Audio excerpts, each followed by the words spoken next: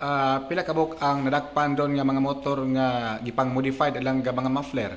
Sukad atong Lunes nakadakop na may og total of 73 ka motorcycle ang modified ang mufflers. Unsay comment nimo attorney nga mato pa ni Colonel Busita mo file siya og kaso sa LTO nga dos ombudsman tungod kay subsob ang dinakpanay sa LTO Region 7 sa mga modified nga muffler na ako ni uban nga bisan og dili saba apan giilisan lang ang tambutso gyapil og dakop. Unsay comment nimo ani? Iya po ang katungod. Ganahan siya mo file og kaso. Iya ang katungod. I will answer kung saan ipatubag sa ako. But then again, we will still continue performing our duty. So, naamay balao na among ginatuman, so, ipatuman ni hapon namo. Regardless kung sa pay mga kungihong. Sa ato pabisa pa di ay og dili saba wala makalapas sa 99 decibels basta aftermarket siya dakop na gihapon. Yes, that is pursuant to the Joint Administrative Order number 2014-01 nga gidefine ang unauthorized or illegal modification as any change from the standard manufacturer's specification. Nowhere in 4136 ako na bitaw silang ipangutana atong press conference amo sa una. Unsa may basis ninyo na kinahanglan sukdon ang decibel meter sa motor before i-charge for unauthorized motor vehicle. Wa man sila ikapakita.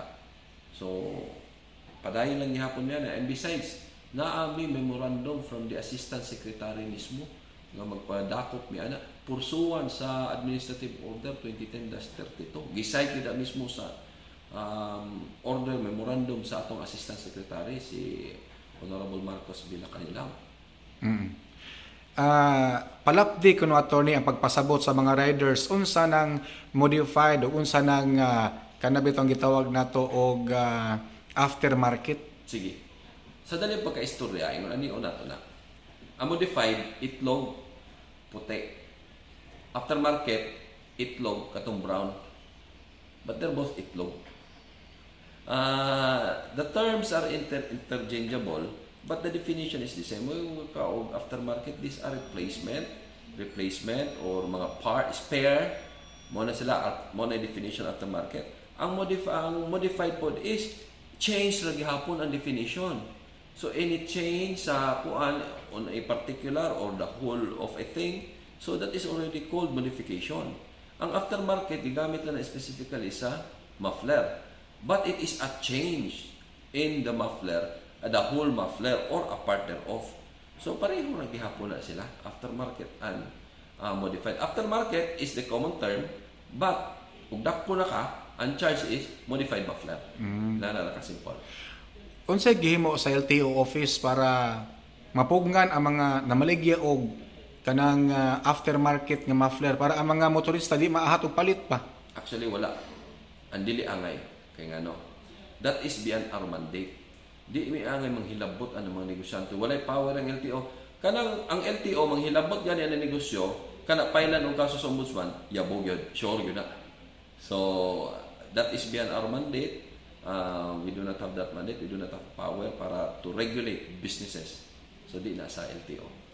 Ang argumento po sa uban attorney nga mga riders nakapasar ang ilang tambutso pag renew nila sa rehistro sa ilang motor nganong dakpon man sila nga unta pag renew nila sa mga pribado nga mga dunay MVIC wala o MVIS gipasar man nakapasar man ilang tambutso di man saba. Pero ang problema lang kay kanang modified ang uban aftermarket. Mao na isa sa kuan niya, no? Because of the misinformation sa Facebook, ang kaapan gud ang Facebook nindot ang Facebook pero nahimo nang siyang kangaroo court na anay mga judge diha, na anay mga abogado, na po mga congressman gani ron pareho ana. Congressman naman na sila pod kay himo man sila balaod ng kinahanglan sukdon ang pagdakop og decibel. Because of the misinformation, niabot na nga niingon sila nga basta magpasalan dito sa kuan, okay na. No. The inspection of the PMVIS nga gitest ng ilang decibel diha, kinahanglan in relation na siya sa Administrative Order number 2010-32 which provides nga kinahanglan nga general rule bawal yun mag-modify sa muffler or mag-ilis o muffler, ilisan ang stock na muffler. Pero na exception. If mag-ilis kag muffler, kinahanglan mo secure ka og Certificate of Road Safety from the manufacturer/assembler in addition sa inspection sa PMBIS.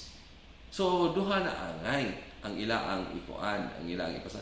Okay, gi-certify sa MVIS nga 20 ang decibel nimo is below 99, but wala nila gi-certify dito nga dili ka pwedeng dakpon for illegal modification because that is governed by a different memorandum. Ang 2240, 2020-2240 Memorandum Circular provides for the guidelines sa MVIS unsa i-follow nila sa pag-inspection sa motor vehicle.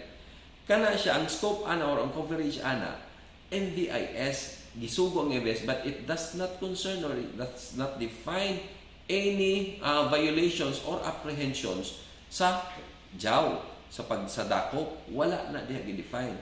Ang JAW kini para sa dakop mo ta nay basihan. Ang nahitabo ko karon nga ganahan sila nga himuong basihan sa dakop ang Memorandum Circular 2020-2240, which is wrong kay dili man gyud na mo apply sa dakop ng 2240 kay ang coverage ana sa akuan man sa PMBIS raman.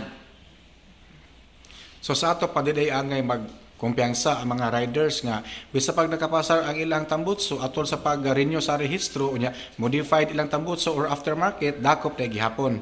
Madakpan gyud sila gihapon. Like I said, gi-specify gyud ni ASEC, they have the whole Philippines man giordera niya to apprehend modified mufflers in accordance with the Administrative Order 2010-32. So hopefully unta nibasa naman sila sa 2240, gibasa lang po ng Administrative Order 2010-32. Ang makuan man god ang nahitabo god ay lami man gud kay i-hype pud ding mga tao ron. Ma-hype sila of course. Kini po mga tao nangita gid pud sila og rason nga mo laban sa ila.